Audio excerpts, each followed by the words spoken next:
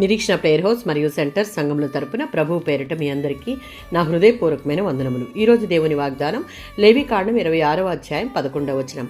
నా మందిరము మీ మధ్య ఉంచెదను, మీ యందు నా మనస్సు అసహ్యపడదు. నా మందిరం మీ మధ్య ఉంచెదను అనే మాటలు దైవిక సహవాసపు వాగ్దానాన్ని తెలియజేస్తుంది. ఇక్కడ మందిరం అంటే ప్రత్యక్షపు గుడారం అని అర్థం.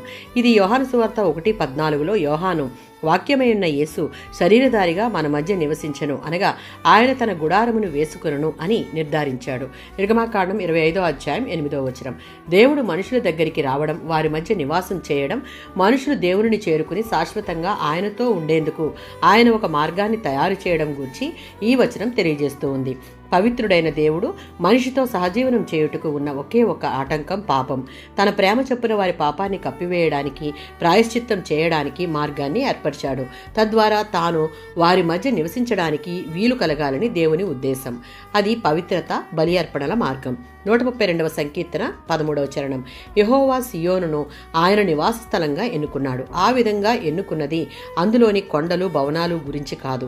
దేవునికి ఉన్న శ్రద్ధ మనుషులపైనే కానీ ప్రదేశాల మీద కాదు. దానంతటికీ ప్రధానమైన కారణం మనపై ఆయనకున్న ప్రేమే. ప్రకటన గ్రంథం 21:3.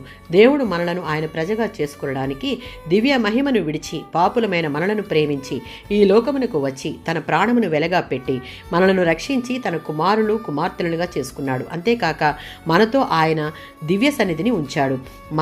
మనలో ఆయన నివసించాలని కోరుతూ ఉన్నాడు. ఆయనే మనకు సర్వము అయిన దేవుడుగా ఉంటే మన జీవితాలలో ఉన్న ప్రతి దుఃఖము, వేదన, బాధలను తీసివేసి ఆయన సన్నిధిలో ఉన్న సంతోష సమాధానాలను మనకు దయచేస్తాడు. దానికి మనం దేవునికి కోపం రేపేవారంగా కాక విధేయత చూపేవారంగా ఉండాలి. ఆమేన్.